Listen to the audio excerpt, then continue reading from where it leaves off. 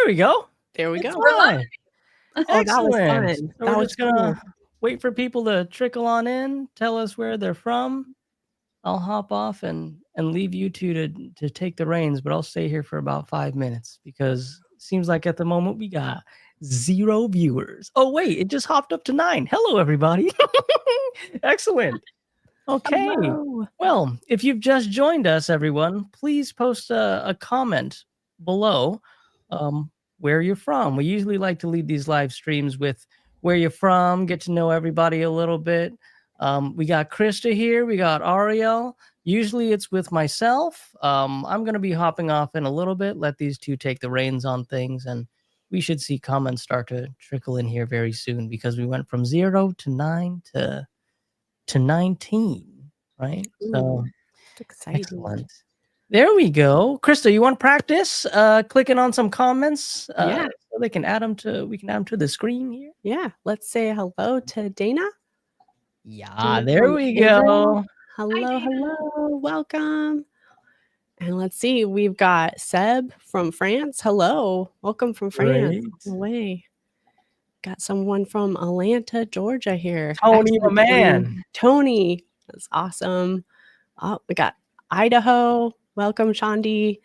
How cool is this? And South 2, we got you from Russia. Amazing. Amazing. This is cool to see where everybody's from. I love to just see where we have people from all over the world, and this community is incredible. So we got England. How cool. I'll do one more. I'm enjoying the clicking, you guys. This is so welcome from Sweden. It's amazing. Very cool, you guys. Welcome, welcome. Thanks for being here with us today.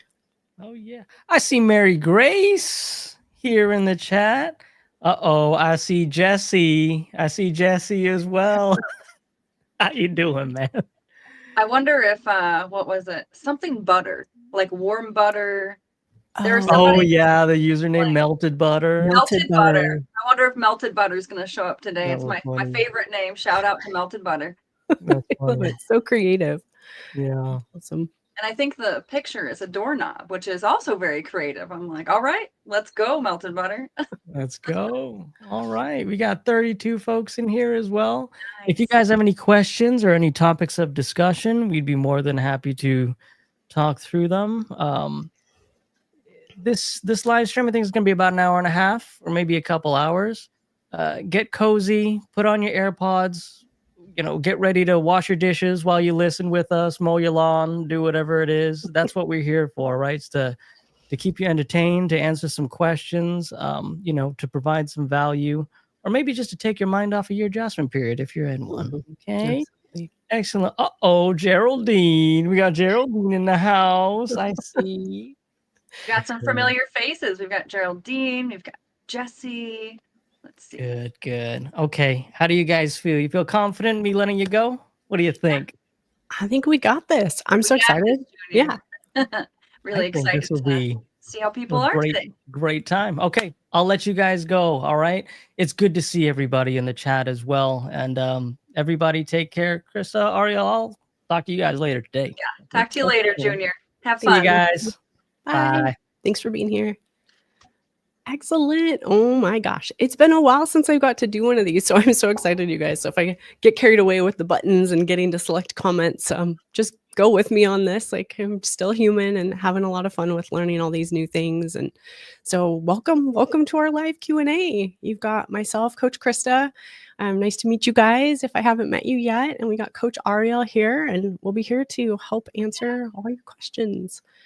It's just been it's been an exciting week for me. I was talking with Coach Ariel about this, I guess before one of our calls, and just what it's like on the other side of recovery, and just taking a moment for myself to still like celebrate my wins and celebrate that, I'm at a point in my life where I'm juggling more like quote unquote stressors or more things in my life than I ever could have before.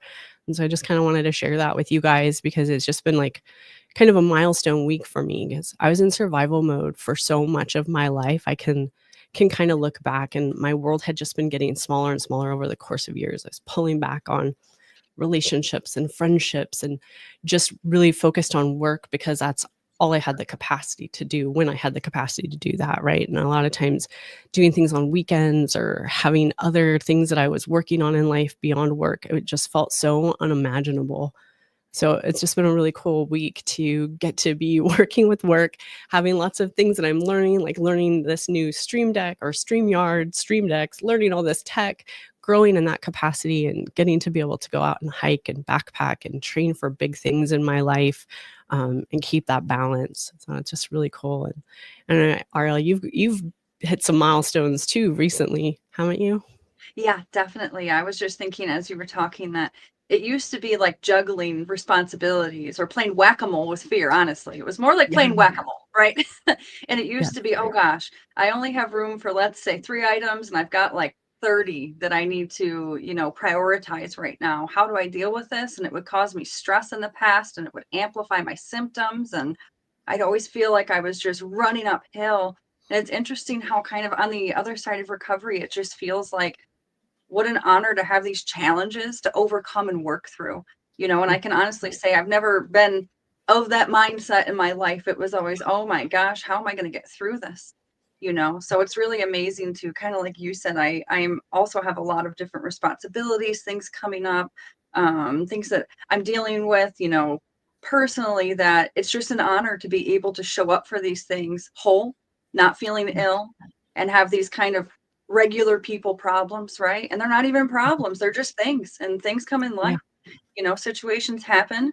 You get to decide whether, we view them as good or bad or just growth opportunities. But yeah, I've been in a recent position with that. And yes, learning new tech recently, shifting between that. There's another, platinum group starting soon, making sure I'm in the best position to be there, be present, help, wonderful thrivers. And it's just, I don't know, again, just an honor to be in a position to have these kind of, regular people circumstances, so it is possible, you guys, it's possible to get to a point where, sometimes we say things like it'll all just be like a little bad dream or a blip in your memory. And I was ill most of my life, if not all of my life. And I can tell you that I currently look back and go, oh yeah, that happened. Now I'm just a person who gets to live, so incredibly grateful for that. Yeah. So yeah, it's just wonderful to be here with you guys. And I look forward to answering your questions, seeing where you guys are from, getting to know you a bit. I see that we have some questions. Again, it's really nice to see familiar faces too. I love seeing that here in the comment thread. It looks like we have a fair amount of questions to start with. Do we want to go ahead and get started, you think, Crista? Yeah, I think that sounds good.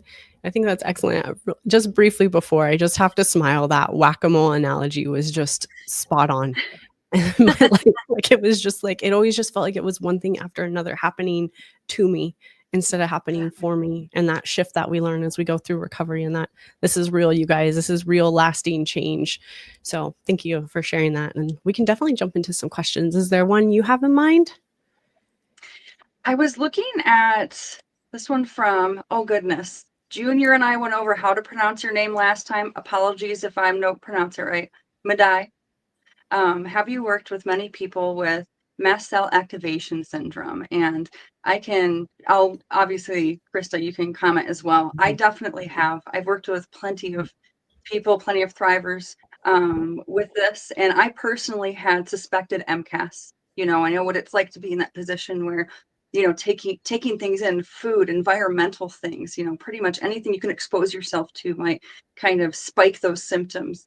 And for me, I would get a lot of redness. I would swell. I'd had a lot of food intolerance, food sensitivity, shifting symptoms depending on what I kind of exposed myself to. But for me personally, this is something that absolutely fell under the nervous system umbrella. It really was helpful for me to kind of just look at it as another symptom, instead of saying, here's this big glaring thing I have along with my CFS. This is something that the CFS encompasses, and I can treat and move forward and kind of keep learning how to respond in ways that my nervous system doesn't feel the need to flick that fight or flight on when I kind of expose myself to things that I should be able to expose myself to. Yeah, You spoke to that so well. And that's definitely something that I've also worked with many people in the program, and I dealt with it myself too. I had, just like what you said, Ariel, I had suspected MCAS. And I say suspected because I was honestly just at that point in my journey where I didn't have any more resources to go through more testing to get everything confirmed. But just what you described, there'd be certain foods that, and that's the connection that I'd made, right? Where I would think it was certain foods, but then sometimes sometimes things would fluctuate. But I would have this very real physical response in my body with redness. It would feel almost like this sunburn, tightening in my throat, bumps and hives, and just all of these kinds of things. And I tried so many things before I found CFS recovery. I tried elimination diets. I did low FODMAPs. I did antihistamine. I removed entire food groups. I was contemplating going on the carnivore diet. I mean, I had just gone to all these extremes to try to control this symptom. And it wasn't until I put those symptoms that I was experiencing with MCAS under the umbrella of just more symptoms from my nervous system perceiving danger, that then I started to see a shift in that. And for me, and I'll share with you guys, it took a little bit of time for my nervous system to unlink some of those things, because I'd been very hypervigilant. I'd become very fearful around food, and reasonably so, right? When we're having these real experiences in our physical body, it makes sense that we're looking for those connections. But again, the more I could just put it under that umbrella and cultivate a sense of safety around food. So I'll share with you guys what helped me a little bit was to start light with this, to start to just create like little vision boards. Like I made a lot of like visuals for myself during my recovery. And one of those vision boards was like a board that was just all cheeses. Like I was all these places, and then like some places I wanted to go eat some fancy cheeses, like one day, hopefully in these northern caves in Italy and all these things. And I started to watch food related content that I enjoyed. So if you have, for example, like a value on traveling, maybe you really would like to get back to traveling in your life, can you incorporate some like YouTube content around food and travel and start to pair those things without that pressure to add in a food yet, and just start to get your nervous system to see food as safe again? That was a big deal for me too. So great question. Yeah, that is a really good question. And I think sometimes it can be just helpful in that position to know I'm not alone in this. So Yeah. for any of you guys kind of dealing with this, you're not alone in this. There is a solution. It gets better. This is something that can absolutely be resolved. Yeah. So, and I love hearing your experiences, Chris. I know we've talked, but it's really interesting to hear your experience, like kind of all together of like the vision boards and your goals of Italy and the caves and cheese and things like that. And I think that for me, having those visions in my recovery was really helpful, because when I'd have those moments in the heat of that symptom and it was overwhelming, I could stop and think, but wait a minute, what's my goal here? I wouldn't get as like kind of in this hopeless spiral of, oh my gosh, is this never going to end? What is this really? I'd just be like, no, this is temporary, and here's what I'm heading towards. So I just think that's so powerful. Thank you for sharing that. Yeah, absolutely. And if you guys are dealing with MCAS and you need some inspiration, there's some wonderful recovery videos too on CFS Recovery YouTube. I'll just shout out one in particular. Her name was Nikki. She was at the point in her journey where she was starting to react to water and salt. So if you're needing some extra hope and extra inspiration, definitely check those out too. Yeah, All that's right. a really inspirational story. Okay, let's see. Let's go. Well, maybe we can speak to this one a little bit. I can take the next question here and I can talk about this a little bit. So I love this name. Courageous, Compassionate Healing has a question here. And she says, I've been making progress, but wondering about electrolyte balance. My potassium gets too high easily with my POTS symptoms. Any advice? So I can speak to this a little bit. I was also dealing with POTS and in just umbrella term of dysautonomia as I was going through my recovery. And I was also dealing with what you're experiencing here too, with those changes in my electrolyte balance. I now understand that that can all be rooted back into what's going on with our nervous system when we have a hypersensitive nervous system. And then just for clarity too, something we talk about so much in the program is, yes, we want to put these symptoms and these experiences under that umbrella of the hypersensitive nervous system. And we want to respond well, of course, and that's a whole other topic.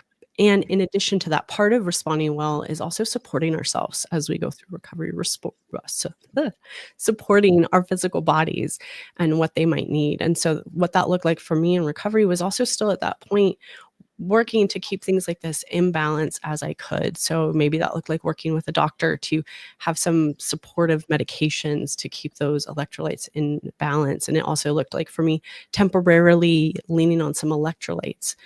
But what was so important for me to keep in mind was to go to those things from that place of support, right? Because to our nervous system, our intention when we're doing things like this is so important. If we go to those medications or we go to those electrolytes with that intention to fix or get away from, that can generate actually and communicate danger to our nervous system. It says there's something so wrong, we need to get away. That intention is so significant. Versus if we can take those same electrolytes or those medications and take it from that place of I'm supporting my body, supporting my recovery, that's a whole different message into our nervous system, if that helps to give some clarity on that. But this is really common. Yeah, this is really common. This is something I experienced as well. And I just can't speak enough to what you just talked about, Crista, of that intention. I know for me, I had this habit, sometimes of that, those symptoms would come up and it would just feel like, oh my gosh, I just feel off. It feels like I'm having an imbalance going on. And for me, I did, lean on electrolytes. I had a medical care provider I was working with because I needed to, right? It's what I did to support myself, to support my nervous system. But in those moments, en route of learning how to respond well, I would just be like, I need to fix this symptom and I need to fix it now. I remember I would I had this glass bottle that I would put my electrolytes in, I'd shake it. And I had this routine where a symptom would come up. I'd get really nervous. I'd get anxious. I'd panic. I'd sit down, take some deep breaths and just tug these electrolytes and just think, come on. It's almost like a video game waiting to load. I was like, come on, body, come on, body. And it's interesting is I can see now that just sent so many danger and panic signals. And I didn't know any better at the time. You work with what you know. But when I learned, when I respond in these sorts of ways that send that signal of danger, it just kind of escalates things, and I made those associations. I have this symptom, I need electrolytes, now I panic. And I had to change those. I had to interrupt that pattern, interrupt that cycle, so I'd start feeling that way and I'd say, okay, maybe it's time to start slowing down a little bit, see if I can support myself. All right, if it seems like that's something I need right now, I'll do that calmly. But I'm going to remind myself of my intention is to support my nervous system. I'm taking this, supplement in particular because I want to support myself. It's not because I'm running from a symptom. It's not because, I'm pushing through a symptom. It's simply to support and regulate myself so that I can respond well, so that I can help myself. So those are just some things that I kept in mind that were really helpful. And honestly, a lot of things that I see kind of after the fact in the moment that I didn't see, It's amazing that you say that too, Ariel. I was just thinking as we were chatting about it, what a gift again it is to get to step into a role and get to coach and help other people, because now in hindsight I can see things more clearly, and then I can take those things and then share it with everyone who's listening in and say, here's some things that I was doing, here's what was working, and here's what was not working. And that is so relatable. I'm just smiling because I remember it was like this one particular like passion fruit flavored electrolyte. And it was the same thing. I would feel those symptoms and sensations ramping up, and it was total fear mode. I can remember kind of being shaky and reaching for those electrolytes and that sort of desperate feeling of like, okay, this is going to fix it. This is going to fix it. But then thinking what my poor nervous system was thinking, it was like, oh my gosh, what is going on? What is she like in such a hurry to fix? And so just that intention, and that for me came in time with layers and with awareness. And that took a little while. So yeah, thank you for sharing that, Ariel. And I like what you shared too about, supporting the body, and knowing that even if there's something going on I need to support my body with, it can still be a nervous system issue. I used to kind of equate nervous system issue with in my head. And I mean, in a way, the brain is in the head. It's a neurological thing. It's a brain, kind of miswiring that we have going on. But that oftentimes really does require physical support of some way. So for me, it was really helpful to meet with, a practitioner who was able to help me balance the physical so that I could balance my nervous system. So I just love that you mentioned that. Yeah. I'm going to do one more on this because that was in my mind also, thinking about that. And that's why I really wanted to highlight this, that it's not either or, right? I was very black and white how I thought about things when I was going through recovery. And if I heard it's just the nervous system, I thought exactly what you did. And I would get pretty upset about it. I'd get frustrated, to say the least, right? I'd get angry sometimes and be like, it's just, this is so real what I'm experiencing. And it is, right? And just, I love what you said. It's like only in our head, and that's where our brain is located. So I guess technically locationally, like that's Right. true. But it is that balance, right? It's both. It's being able to incorporate the brain retraining and teaching our brain that and our nervous system that we're safe, and it's supporting our physical body while we're navigating it. So not a one or the other, it's both. Yeah. Yeah, definitely. And that took some time for me to realize, I was very caught up in, this is mental, this is physical. When I realized, oh my gosh, it's my nervous system is behind pretty much everything in my body. So this is physical, this is mental, this is emotional. It's the whole gamut, So it was helpful for me to realize that one didn't necessarily outweigh the other, but I didn't, I also, at the time remember very clearly realizing, oh, I don't need to figure out what percentage mental, what percentage physical, what percentage emotional, So for me, that's one of those circumstances where kind of getting out of the why and getting into the how do I recover was very important for me. I love that. Out of the why. Very powerful stuff. Yeah, there are times to get into the why, but in those moments, for me, it wasn't it. Yeah, so key. That's so key. Oh, that's excellent. What a great question. All right. Shall we do another? Yes, I like Crochet Nanny's. I like Crochet Nanny's name, but I also like Crochet Nanny's question because this is relatable. It says, when the monthly cycle causes heavy AP with a lot of fatigue for a few days, do we need to ease into movement again? Or we can start where we were, low yellow of the triangle. Well, thanks for that kind of background of, where you're at. I can speak generally to this as, when that monthly cycle causes those symptoms, easing into movement, from my perspective, that's the best way to go. I looked at my, monthly cycle as my kind of additional adjustment period of the month. Sometimes it wasn't always like that, but when I would have those kind of heavy symptoms associated with it, I'd realize that, okay, so I have these sensations that are present, and my nervous system, because it's hypersensitive, is coming in and kind of exaggerating those a bit, stretching them a bit, and I just kind of classified them as symptoms. This is an adjustment period. So the way that, we handle adjustment periods is as we kind of wean back into activity after the adjustment period, we do take it pretty easy. I'd give myself a couple buffer days to kind of get back into the position I was in. And oftentimes it would mean kind of only doing a percentage of what it felt like I could do. So for me, what worked personally was about 70% or so, thinking, okay, I'm going to do about 70% of what it really feels like I can do. Because it's so easy when we come out of adjustment periods to think, oh, I'm back at it, back to normal, good to go. I got this, and love the encouragement from that. But there's that balance of saying, okay, so I'm coming out of an adjustment period. I'm going to teach my nervous system. I'm not going to overdo it, just like I'm not going to hide, So yes, absolutely kind of easing back into movement again, and we want to do it manageably. One way to know is kind of asking yourself in that moment, is this manageable? Am I at a point where, we don't want to wait until there's no symptoms. And that goes along with, your monthly cycle and that nervous system kind of, stretching those sensations.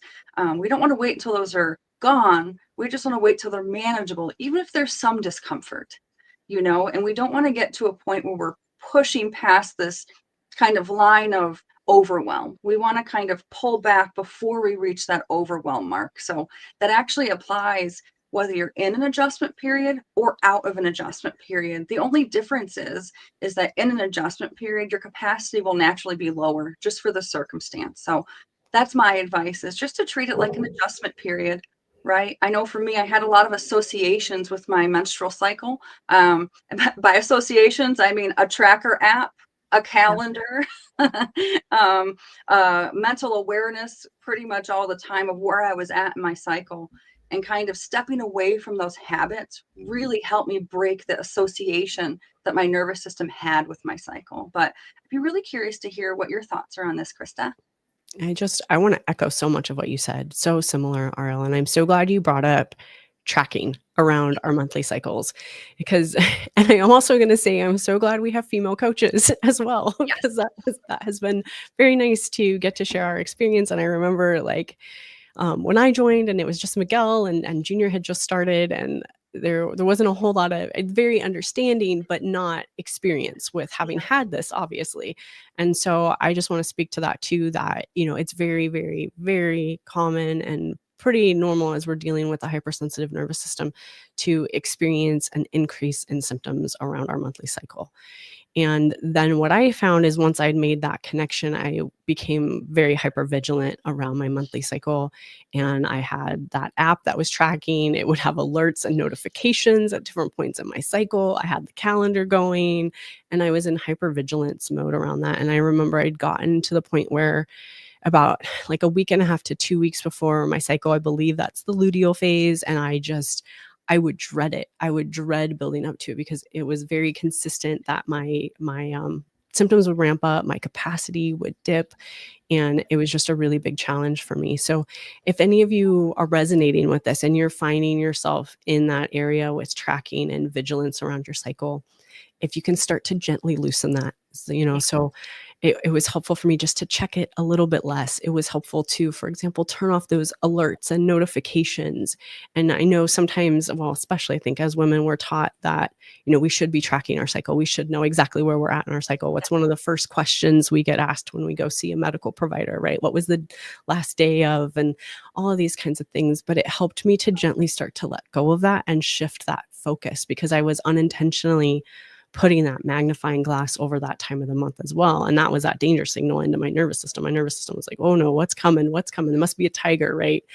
And, our hormones are real, and they're adding stimulus on a hypersensitive nervous system. So just very, very, very common to experience this. And I will share with you guys, I don't experience this at all anymore, which is just still wild for me, because I look back even in my life, I say before CFS, and I now recognize I was dealing with nervous system related sensations and things for a long time, even prior. And I just didn't have awareness, but I had really tough monthly cycles for a long time. Be very, very uncomfortable. So for me to now be able to go hiking and backpacking and be on like day one of my cycle, like if you had told me when I started CFS recovery that could be a thing, I think I would have looked at you like you had like a separate head, or like, I don't know, like an alien, because that just seemed so foreign and unimaginable. So I just want to share with you guys that these things that we're experiencing, even with our real hormone cycles and monthly cycles, can completely normalize as we go through recovery too. Yeah. Yeah. That is such a good point that you make, because I don't experience that anymore either, and I know I had this thing where in my head, I was like, 3 days leading up to my cycle, I generally feel like this. Within the first day of my cycle, I feel like this. And, it's interesting as I think about now, and I just don't have that. There's not this impending doom of, oh my gosh, what's going to happen? How's it going to be? And I had, I was put on hormonal treatment, medications at a young age. I was diagnosed with premenstrual dysphoric disorder at a very young age. And I was told, you're probably going to deal with this your whole life. So you better kind of, suit up and just kind of tough through it. And I'm just so very grateful that I in fact do not have to suit up and tough through it, because I don't deal with that anymore. So that is something else that for me too has resolved, which is just a blessing. But yeah, I know it can be difficult in those moments though, when that kind of, that those associations come up and you're just like, oh my gosh, this is going to be difficult. But, in that tracking, I think that what you brought up about gently letting go of the hold of that tracking is so useful. For me, I had a really hard time. I tracked a lot of things when I, entered my recovery time period. I tracked a lot of things. I knew it didn't serve me. I knew it didn't serve me to track things. And I tried to kind of stop all at once. I said, I'm throwing away the tracking of my cycle and my steps and this and that, and it would just throw my nervous system for a tizzy. I would just freak out, just full on freak out. And the way that I actually ceased tracking was I would take gentle steps. I would say, okay, maybe I'm not ready to stop tracking my cycle, but maybe I can turn the notifications off on my phone, and then it was, maybe I'm not ready to completely delete the app, but maybe I can set a goal that I don't look on it more than one time a day, so these things can be worked on and they don't have to be scary or all at once. So incredible points you brought up, Crista. Yeah. I want to touch on that just a little more. This is so fun to get to like talk to you about all these things and hear your experience and tracking. Tracking is such an important topic to talk about a little bit before we jump into another question, because it like kind of snuck in on me. I hadn't even thought about it with the menstrual cycle that was also tracking, but like I was so similar, Ariel. I was tracking, gosh, you guys, what was I tracking? Heart rate, of course, not only on my phone and my smartwatch, but I had those little finger things like your pulse oximeters. I had one of those, one by my bed, one at the dining room table, a couple others like in the other rooms. I even had one in like the little center console of my car. Like if That's I had what to I go was to, just thinking. I had one in the car. Yeah. yeah. So if I was going to a doctor's appointment, I'd be sitting there in fear, right? Checking my oxygen, my heart rate, everything like that, right? And I had one that had this like beep with my like heart rate, and it was like this audible like thing. And I like think back now to what that was showing my nervous system, how scary that was to my nervous system, that I was tracking all of these things. And this can take the form of sleep, right? We might be tracking how many hours of sleep we got. And even though sometimes I would not be tracking on my apps anymore, I was still that person that would track, like I'd go, okay, I went to bed at this time. And I think it took me about an hour or two to fall asleep. So, oh man, I really didn't get very much sleep last night, right? HRV. I mean, any of these numbers and these metrics that might be going on, I think this is a great way to approach it, is to start to gently challenge yourself to, can I let go of that a little bit? Where can I make some subtle shifts? Maybe it's checking it only once a day, or, you know, for me, it looked like going from like multiple times a day to just 3 times a day. Yeah. And just kind of chunk it up a little bit, make some small changes in that, because that's such a message of safety to your nervous system when you start to let go of some of that trying to control and predict and all of those things. So thank you for letting me talk about that a little bit more. Yeah. Okay, let's see. Let me do another question here. Let's go. Let me go with this one, because this one is near and dear to me. Yeah. So Main symptom. Yeah. yeah, so I definitely want to highlight this one. So the question is, South 2 is asking Crista, Ariel, did you experience DPDR, which is depersonalization or derealization, if I'm correct on that, or brain fog, and how to deal with this? And my answer is absolutely yes. For me, these were some of my main kind of most sticky symptoms, let's say. You might have heard on CFS Recovery in the YouTube channel, Miguel sometimes refer to them as your kryptonite symptoms, and that was certainly the case for me.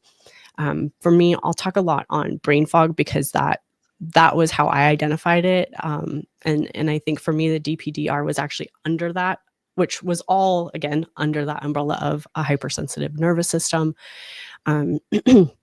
But for me, the brain fog was so profound. There were points in my journey where when I was applying for short-term disability, I literally could not spell or write even my first name. Like, it was that profound. And I have more funny stories. Some of you might have heard this one, but this is the one that like I can laugh at it now, which is just amazing to me, because it scared the just holy crackers out of me. Like, it was so scary when I was going through it, but I can laugh at it now. So this is one of the funnier ones, like where I was going to the bathroom, and you guys, I went to, I can't believe I'm sharing this on a live, but I went to flush the toilet, right? I didn't flush the toilet. I turned off the light. And then I was so scared that all of a sudden it went dark, and I thought the power must have gone out. And I was so confused about what was happening. And then I realized what had happened, that I had gotten that confused in that small sequence of events. And that was so scary to me, that like I could get that confused in that, like in just a few seconds like that, and forgot what I was aiming to do and what tasks was there. Something so automatic, right? And so, you know, the first thing for me was to start to just recognize that this was just my nervous system. It was just another symptom. There was nothing permanently broken with my brain or my nervous system, because that's kind of what was my next step. Is I was like, okay, it's my nervous system, but what really scary early onset kind of situation am I dealing with here? So to recognize, yes, it's my nervous system, but nothing's broken or damaged. I don't have like any kind of plaques or anything going on, you know, and putting it under that umbrella. And then little by little, starting to hold it a little bit more lightly and loosely, and just practicing staying a little bit more calm when these kinds of things happened. And the more I could respond more calmly and neutrally when these moments came up, when I couldn't find the word I was thinking for, or I found the cleaning solution in the refrigerator, or one time when I could drive, I went to the vet without the dog. I had to come back for the dog. So, but to try to not get so caught up in them and take it so personally and go into fear mode around it. Swat those thoughts of what if the doctors missed something? What if there's something else going on? And just putting it over and over again under that, like, it's just my nervous system. It's just a glitch of my nervous system. And that really, really helped me to start that process of just being a little bit more calm when these things came up for me. So it's a little bit of how I approached it. I was just, really building that belief and then practicing responding more calmly when this came up. How about you, Ariel? Yeah, I was just reflecting on, I definitely brain fog. I remember one time I washed my phone in the dishwasher. Oh. I did things like that sometimes, right? I washed my phone in the dishwasher, keys are in the fridge, put the ice cream in the cupboard, stuff like that, which now I can kind of chuckle about. But at the time, it was very scary, right? And that's something that having that feeling of being kind of out of control of the symptoms. And that's what I think of when I think of brain fog, as well as depersonalization and derealization. And I can say that for me personally, my main symptom was dissociation, and that included depersonalization, derealization. And for me, I'd often find, I kind of lumped brain fog in with those, which of course, all of that is under that nervous system umbrella. And it was, I had dissociation from the age of probably 6 or 7. Right. And I didn't have a name for it. I didn't know what it was. I actually thought it was brain fog for a long time. And then I learned in CFS recovery, oh no, that I have brain fog, but this is something a little different, and then I learned it doesn't even necessarily matter. But when it came to that, those dissociation, or the depersonalization, derealization, for me, what I realized is I had a cycle where I would start to reach a bit of a limit. And I'd start to reach a point where things would start to become a little overwhelming. Right. And then I had this tendency to kind of nudge forward and say, you know what? I kind of really want to do this. Or I had this kind of perceived notion that this was in my head and I need to just get over it, get through it, whatever it was. I kind of moved forward, and all of a sudden I would just instantly find myself feeling out of my body, out of control, feeling very helpless, and I would panic. And it would turn into an escalation that would turn into a cycle that would lead to more symptoms. And generally I would then develop some sort of brain fog, and then I would do things like put my phone in the dishwasher, or, try to drive my car in park and just get very, oh, my car's breaking. What's going on? Like those sorts of things that were very scary at the time. What I had to realize is that when this depersonalization, derealization, the dissociation is coming up, it's a signal for my nervous system. We need to pull back a little bit. It's okay. We need to pull back, take it easy. It doesn't mean I need to full stop what I'm doing. And that's where I had it confused. I used to think if I have this symptom come up, I used to stop. I would isolate myself. And I mean dramatically. I would know people. You'll see me when I'm well enough to be seen. This was my symptom that I did not want anybody to have experience with, because it scared me so much. So what I had to do is I had to change that association and say, you know what? This isn't this big scary thing. This is straight up just my nervous system trying to protect me in the way that it knows how. And I have to teach my nervous system that, one, it's okay to have this symptom. That was very hard for me. I really wanted an approach where I could kind of bulldoze through this and say, bye symptom, never again, but I had to accept it first. I had to acknowledge it. I had to say, I'm dealing with some dissociation right now, and I accept this. This is where I'm at in this moment. There's no amount of fear, frustration, agitation, or figuring out something that is going to make this go away. So I have to accept this in this moment. Sometimes, it was a manageable point. It'd be there, but it'd be I could put it in the background. I could function a bit and do things. Sometimes it was so intense that I couldn't do much. But what I had to do is I had to accept myself there and remind myself, this is temporary. And as time went on in my recovery, I got to the point where I kind of laughed at it. I know it sounds kind of crazy, but I got to the point where I start feeling myself going to this kind of dreamlike state, and I go, oh, here comes the movie again. Let's pull up some popcorn. I know it sounds silly, but I had to make it less scary, less fearful. And the less that I cared about this symptom, the quicker it went away. Because that's what kept it, that's what kept it in the forefront of my life, is the fact that it would come up and I would get horrified. So me being horrified went to pretty scared, which went to scared, which eventually went to curious. I wonder, I'm having this dissociation, this depersonalization, this derealization. I wonder what I can do to soothe my nervous system, and I wonder how it's going to respond to that. So I started, one of the best things I did, this motivated me to make an AP care kit.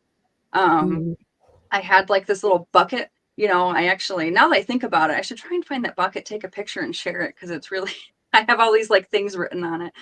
But I had, yummy, healthy snacks. I had a pad of paper, a pen, some colored pencils. I had some oil with lavender in it so I could massage my arms. And those are the types of things I do. I'd feel very out of my body with the intention, not of ridding the symptom, but of soothing myself. I'd give myself an arm massage, gently become more present.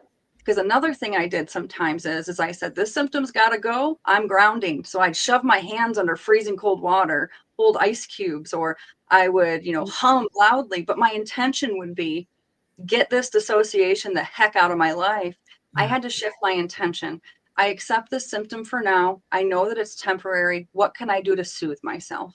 Under that intention, things went a lot easier. So I feel like I just talked forever, but I just have a lot of experience with these symptoms. I know it can be scary, but these things do resolve. They do pass. And that's something that's always excellent to keep in mind. Oh, I love everything that you shared here. There's just so many golden nuggets in what you shared right there. And I can tell, I think that's such a strength of our team, is that we've got people who've lived this, right? We're people that have gone through it, we've lived it, and we've come through the other side. And that hope is real. I can't emphasize that enough.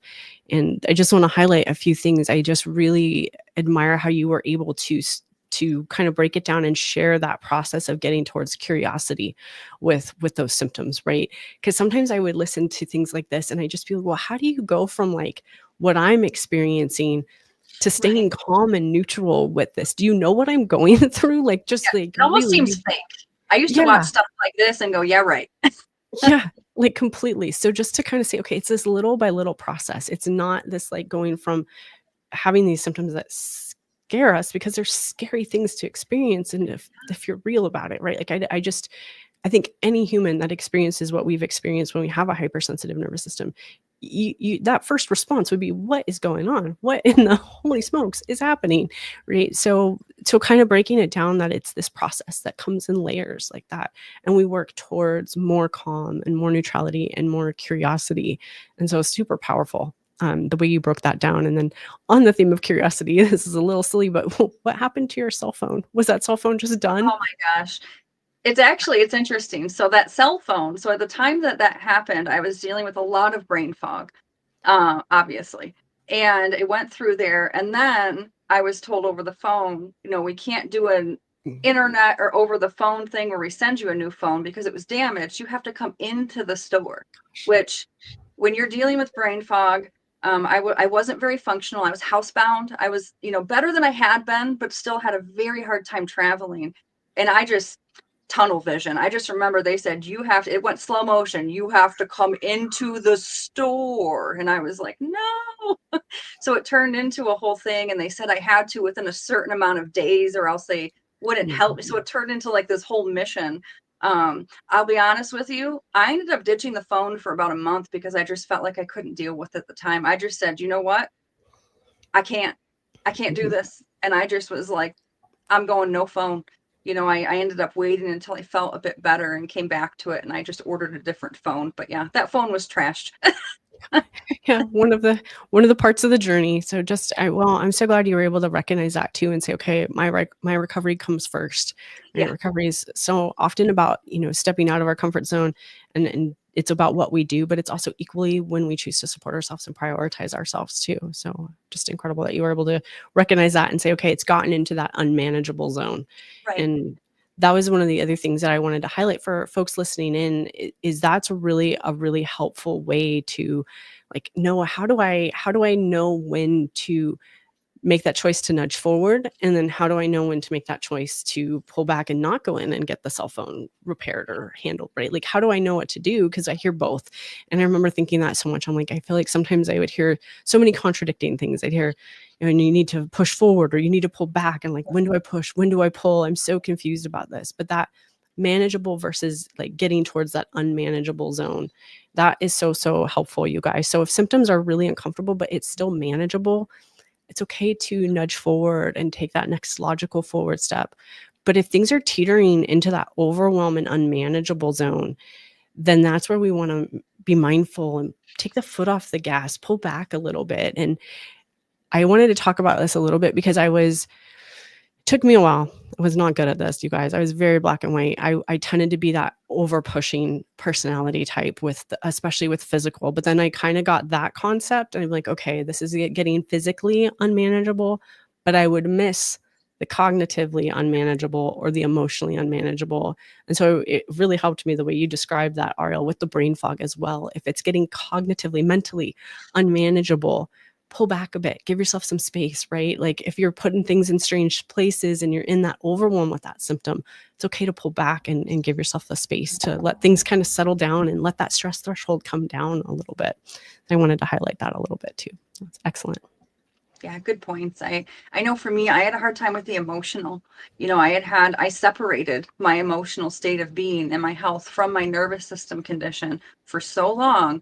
And I would nudge forward physically, nudge forward mentally, and I'd be emotionally, I'll just say it like it is, I'd be going insane. I would have some really wild stuff going on mentally, and it never even occurred to me, oh my goodness, this could be a symptom, right? This could be from my nervous system signaling it's time to pull back a little bit. That's one of the biggest mind shifts I had in my recovery is, oh, it's the physical symptoms, it's the cognitive symptoms, and the emotional ones, taking a look at them. Because I had this kind of boom bust cycle where I was polarized. I was either absolutely fearful, I'm not doing anything, or I'm sick of this, I'm living my life, get out of my way, I'm doing whatever I want. And I had to find that balance. For me, the key is taking my emotions into account because they're valid. They're valid. And, most times, if not all the time, my hypersensitive nervous system was dictating them. So very good point, Crista.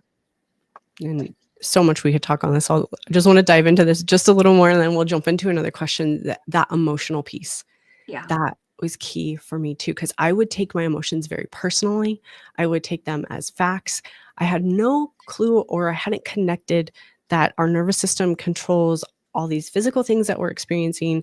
It's a logical next step to say, okay, it's influencing the way I'm thinking right now. It's influencing my cognition, my mental clarity, because it's my brain, right?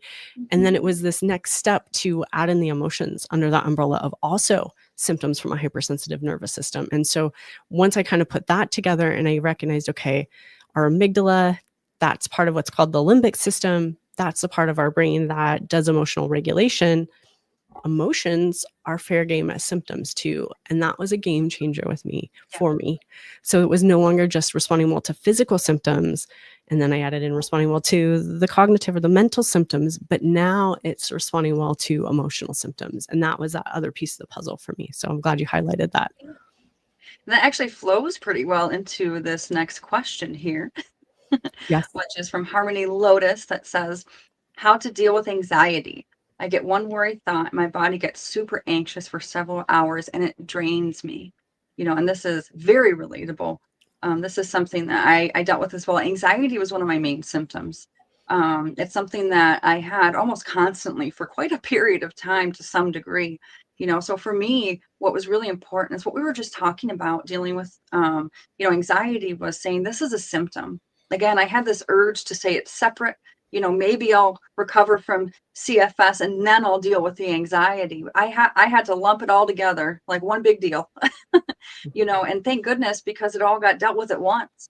Right. But for me, I had to say, this is simply a symptom. This is my nervous system trying to keep me safe, and so for me, what I did is I'd acknowledge. That was very important. I had a tendency to redirect and distract without acknowledging what was going on, and it would lead to me suppressing anxiety, and it would come back the same or worse, right? So I had to say, okay, I'm dealing with a symptom. I have anxiety. Okay, This is my nervous system trying to protect me. I acknowledge that. I'm okay. You know, I'm going to try my best to respond well to this symptom. Sometimes I need a distraction or a redirection to help me in that process, you know, and sometimes, you know, and this kind of is generalized depending on where you're at in your recovery, but sometimes a little bit of movement can help, because with that anxiety can come adrenaline, right? You know, and with that, sometimes it's like the chicken or the egg. I'd always try and figure that out. Did the anxiety cause the adrenaline, or the adrenaline cause the anxiety? And then I just had to be like, you know what? The nervous system caused both. You know, so for me, I try a little bit of almost like restorative movement, you know, to kind of shake off some of that adrenaline, give myself an opportunity to show my nervous system movement's safe. Movement can be helpful. So for me, I do a little bit of shaking. I would just shake my hands, bounce my shoulders, stretch my neck around. Sometimes I wouldn't jump, but I'd hop. I'd lift my heels up a little bit. When I was in more of a position where I was in bed most of the time, it would quite literally look like doing this. This would exert just a little bit of energy. It would ground me because I'd be kind of touching my own hands. It would get out a tiny bit of energy to exert some of that adrenaline. But the biggest thing that helped me was reminding myself, this is a symptom, but this is temporary. This isn't going to be here forever. This will pass. And I had this urge when, specifically in adjustment periods, when my symptom was anxiety, I tended to always have this urge to figure life out or assess myself, make plans, figure out what I was going to do. And I had to remind myself, you know what? Maybe when I'm having this symptom and when I'm in an adjustment period and my amygdala is really activated, maybe this isn't the time to make these sorts of logical decisions and, you know, assessments. So I'm going to table this and I'm going to come back to this, you know, because that nervous system will, and anxiety, oftentimes it'll say, is this an adjustment period? Am I going backwards? Am I doing this right? What can I expect in the future? Is my past contributing to this, etc.? And for me, I had to just say, sometimes I'd even write down, I'd say, okay, here are the assessments I need to make. And I'm going to go ahead and do that when this passes, when I'm more logical. And the frontal part of my brain that allows me to actually look at facts and not just emotions. And it can be tricky sometimes. And we've talked about this, Crista, where your amygdala can kind of wrap up emotion as logic and present it to you, right? And my nervous system did that quite frequently when I had anxiety. Oh, maybe I'll wait to assess this, but it makes a lot of sense to figure this out right now. Then I have to remind myself, no, it makes a lot of sense to stay in my 3-foot world, ground myself, be in the present moment, you know? So that's what I tried to do. I tried to do grounding techniques. Sometimes I would run my hand under cool water. I tried not to do freezing cold. You know, that can shock the system and kind of take you out of it for a moment, but it's more soothing, or at least it was for me, to do just cool water, you know, smelling some lavender, smelling some eucalyptus. I'll show you guys. I have this little, I had things like this little cow stuffed animal. I'd kind of rub it a little bit, nice velvety texture. You know, I'd seek these kind of sensory experiences that would help me cope with what was going on without just zapping myself out of it, if that makes sense. I love that. It's such a cute little, like, sensory, little cozy little guy. How fun.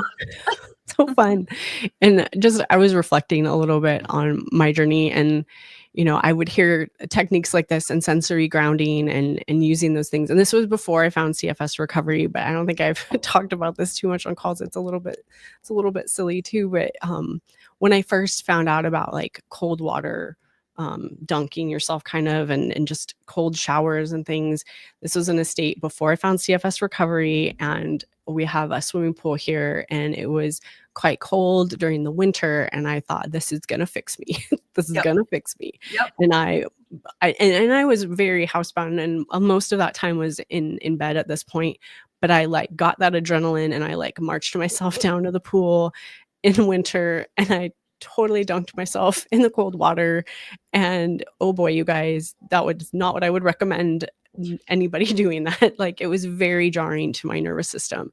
And so if you're in that stage where things are more sensitive right now, I love that suggestion of being gentle with your nervous system, going for a little cool water on the wrists or a little cool washcloth on the neck to support yourself, right?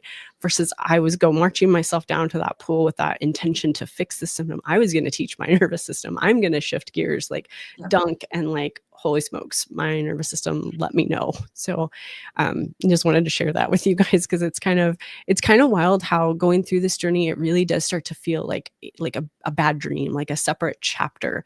And so it's kind of a gift to be able to reflect on some of these things that I tried that didn't work, versus these things like what Yeah. Ariel has shared that were supportive, and ways to support our nervous system, versus in that kind of battle. I was always like kind of fighting things. I was so frustrated with those things. And that was a gift that I learned going through this program of just kind of giving myself that support, working with my body and my nervous system.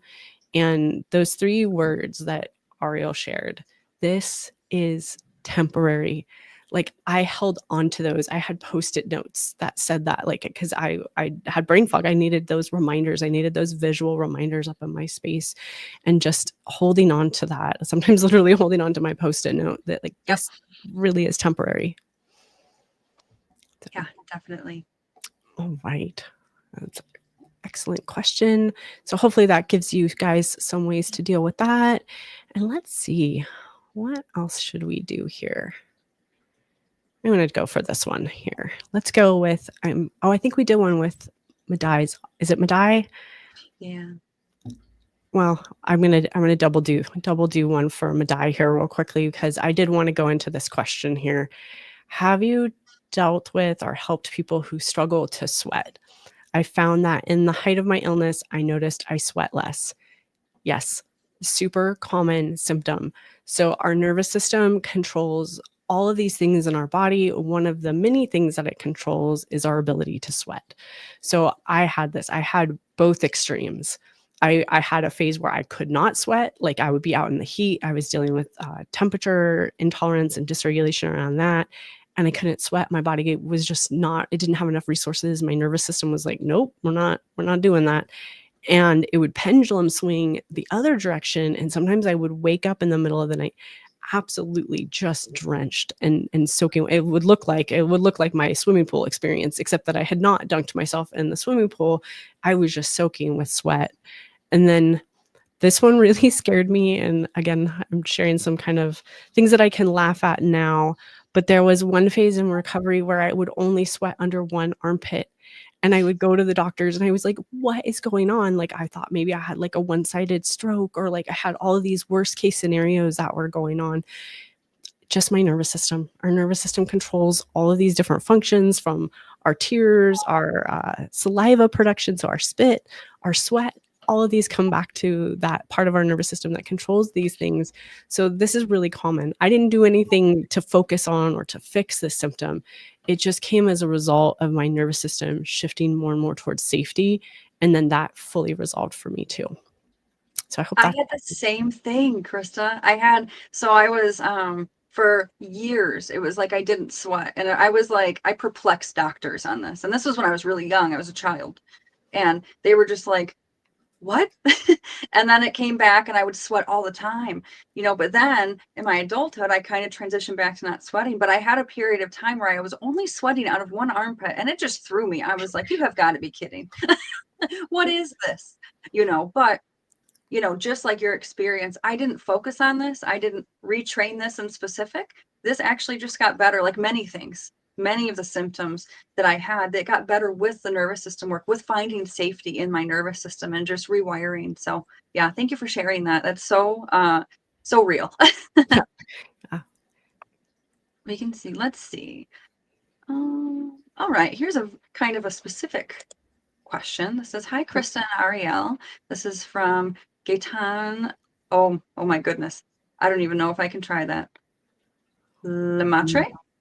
I gave it my best. Apologies for any name mispronunciations. I'm totally open to being corrected in the comments. I have a kind of a different name, so I kind of like to pronounce them correctly. But it says, how can we increase activity when symptoms are still high between 6 to 9 out of 10? And this is a good question, and I actually tend to lean more towards kind of a scale of manageability, right?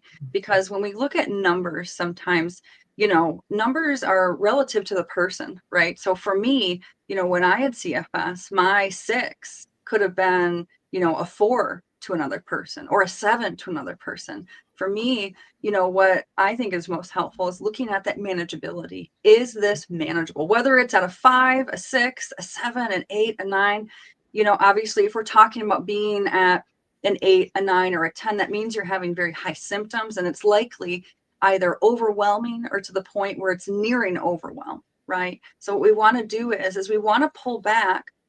When we near that overwhelm, we don't want to necessarily increase activity at that point that we're nearing that overwhelm, right? But if we're at a point where we're having, you know, symptoms, if they're manageable, and that might, you know, for somebody that might look like at a level 5, 6, maybe even 7, if there's a high tolerance for symptoms, absolutely increasing activity, but doing it incrementally, right? And this means, you know, if I'm walking 10 minutes a day, not going, you know what, I'm going to start walking 20. It might look like saying, I walk 10 minutes a day. I have symptoms. They're manageable. They're there, but I'm okay with this. This is going all right. You know, maybe I'll increase by 2 or 3 minutes and see how that goes. Check in a few days or a week and ask myself, is this manageable? And if it is manageable, you know, continuing. All right, maybe I'll add another few minutes. If it's not manageable, maybe staying the same. If it's nearing overwhelm, saying, you know what, it's okay to pull back a little bit if I'm nearing overwhelm. It's not going to be like this forever. So hopefully that gives some clarity on that. And just so relatable too. That's where I really was when I started my journey too. And I was like, well, I'm never having these periods with no symptoms yet. So how am I supposed to expand, right? How low should symptoms be getting? Because if I'm waiting for them to go lower, I'm probably waiting for a really long time. So that manageability scale, that's what I leaned on so much. You know, symptoms could be quite uncomfortable, but were they manageable? Manageable physically, manageable mindset and mentally wise and emotionally.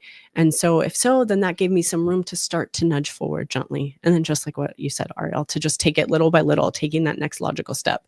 Because sometimes my brain would get excited. It would get overly optimistic. It would get really doing my little walk. And all of a sudden it's like, let's quadruple this. We're doing great. And I was like, oh, wait a minute. Let me dial that back a little bit. But that manageability scale, that was like a game changer for me.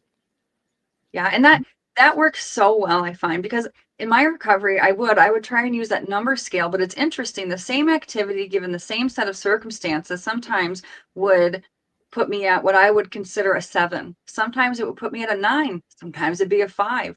You know, so I couldn't necessarily plan activity and say, oh, I'm going to do this activity for this long because it puts me at this point.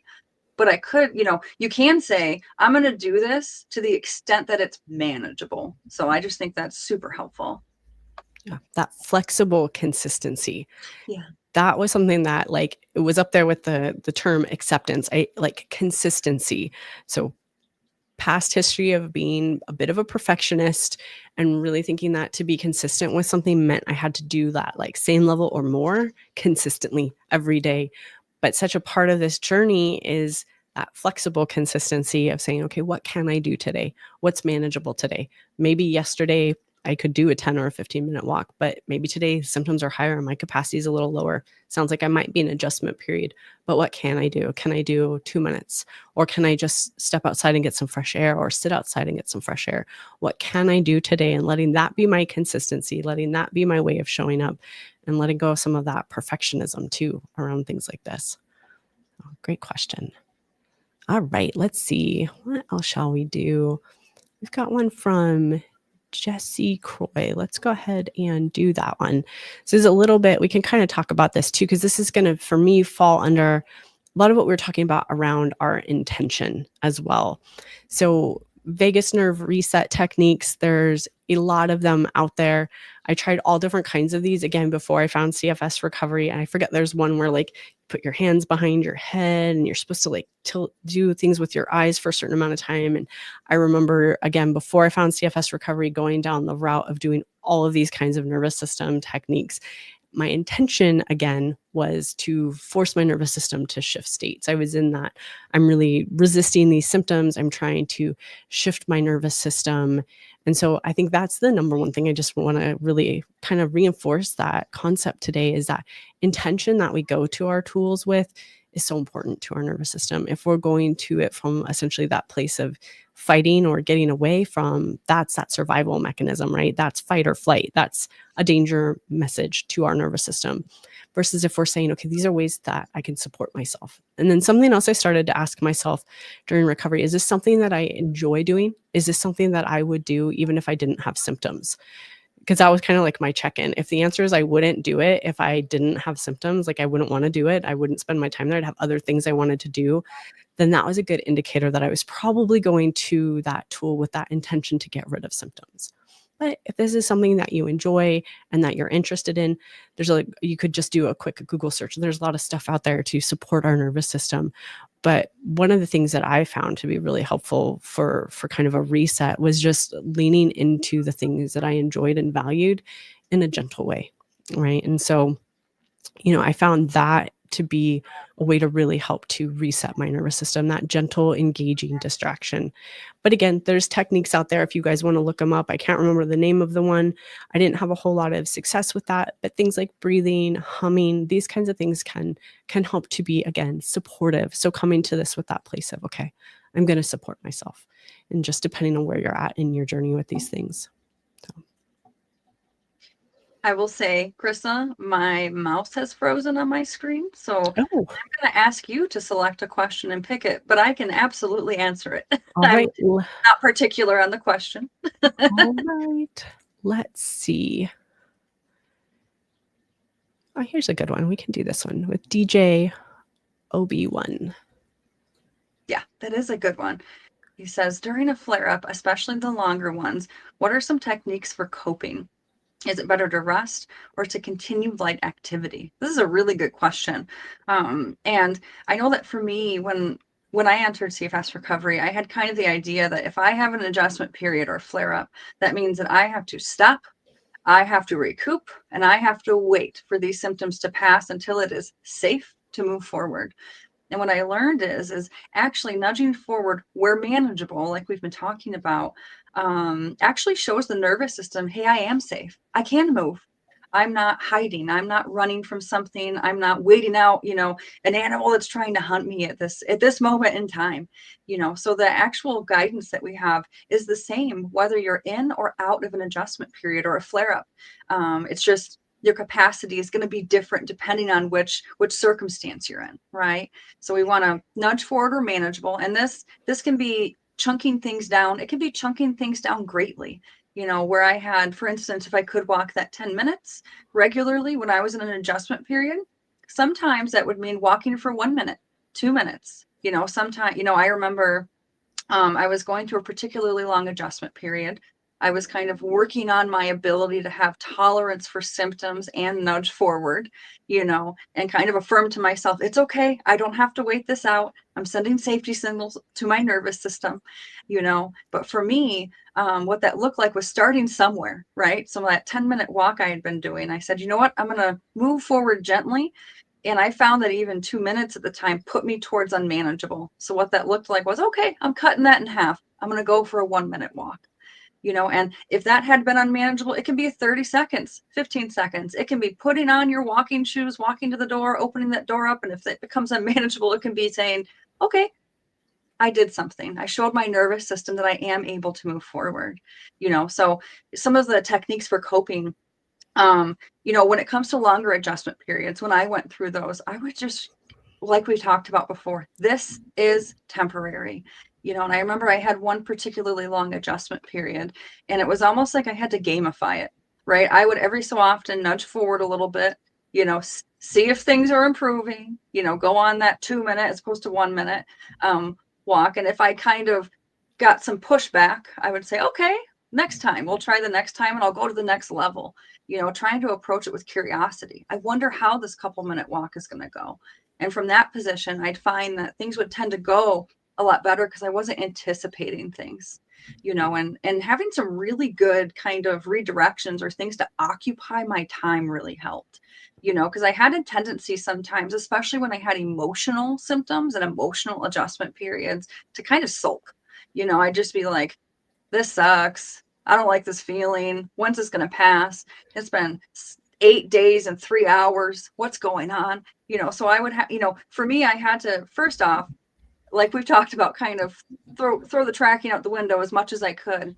I had this tendency to say, how long have I been in this adjustment period? And I had to really kind of redirect that and say, you know what? It doesn't matter, because this will pass. My nervous system wants me to know how long so I can try to anticipate how to get out. And that intention is going to keep me in a danger response. So, like is kind of mentioned in this question, continuing light activity, absolutely a good idea, but of course, as manageable. What are your thoughts on this, Crista?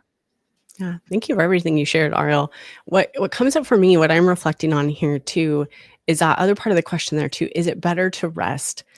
And it just brought me back to how much I would try to force myself to rest and like get resting right.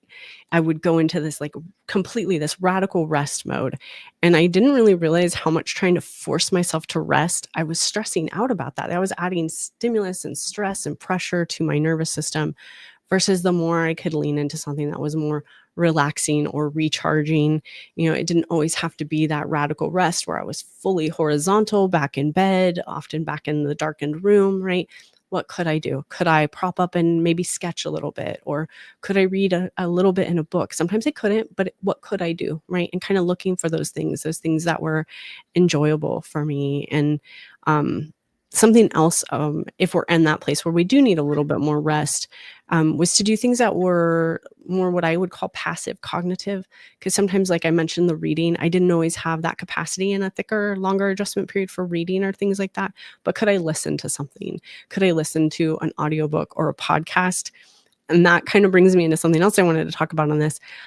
I would encourage you guys to listen to some things to balance this and listen to some things that you're just interested in. So I had the tendency to be watching lots and lots of recovery content and lots of brain-related, nervous system-related content. And I was really putting a lot of pressure on myself and putting that magnifying glass over the nervous system, thinking I was, being of service to myself, that I was going to just like kind of learn my way through recovery versus going through recovery. It was almost like a protective mechanism. And I didn't really realize that.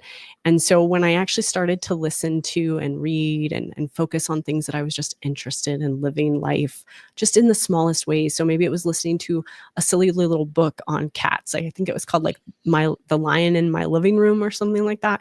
And it just shifted my focus for a little while. And then I started listening to another audiobook on a woman hiker that was doing some hiking. And honestly, if I'd listened to my Coach Junior at the time had recommended, I think it was Captain Underpants. I was still in my researching brain mode. And I was like, no, that's too silly. That's like, I don't want to put my focus there. I want to figure this out, right? I want to figure this out. I want to get better. Now, in hindsight, understanding what I do about the nervous system, leaning into some content that's lighthearted to help us just kind of engage in those interests, even in that smallest way. If you think of it versus like a message of safety versus a message of danger, how I was going with like the research and figuring it out and focusing on it, that was all that danger mechanism or message to my nervous system, versus some lighthearted kind of silly content or things that I was just interested in that I wanted to focus on. That was more a message of safety to my nervous system, saying it's okay to shift our focus. It's okay to let that hypervigilance come down. So I just wanted to kind of talk on that too. Like, what does rest look like? Rest can be more relaxing. It can be more restorative activities. It doesn't always have to be that radical, fully horizontal rest. That was helpful for me to kind of have that shift. And also, just to reiterate and highlight the tracking. I think this is a theme that's coming up in some of our questions here too. And I was a tracker. So I had that calendar out. I would mark, here's the star, started my AP, and then I'm checking in, right? And I didn't also understand that was not serving me. That was not helpful for my nervous system, right? It's that magnifying glass effect. It's that attentional shift where like, I'm checking in and I'm focusing each day and like, oh no, I'm still in this AP and like, is it supposed to go this long? And like, then the doubt started to kind of thread in, and now I was getting pulled into that downward spiral. And that was actually perpetuating and elongating my adjustment periods. So that would be a really good take home message too. If you're someone who has that tendency around tracking, let's start to let go of that a little bit, because again, that message of danger or safety to the nervous system, I was very in hypervigilant mode with that one too. I hope that's helpful for you guys too. Let's see. And good questions. yeah, these are great questions. Oh, here's this one's kind of fun. I was gonna say, Junior says. Junior, shout out to Junior. I used to struggle with those monthly cycle questions and didn't want to mansplain. Shout out to Junior for helping us all so much. Let's go on to let's do one from Angie here. I wanted to talk to this one a little bit. So Angie Wallace, if I'm saying that correctly, has a question here for us. There's a lot of research demonstrating that there are changes to our blood. How do you suggest we think of this? It's the only thing stopping me going 100% on this approach. And I wanted to highlight this one because this is something that I experienced as well. And it was a concern of mine when I joined the program, actually, because being fully transparent with you guys, I did have things that were showing up on my labs and in my blood work. You know, there were real downstream changes from what was going on with my nervous system. So, you know, just a few things. I had a lot of different deficiencies. That was a big thing that I was dealing with. Iron deficiencies. I was getting iron transfusions. I had lots of different vitamin deficiencies. So that was big.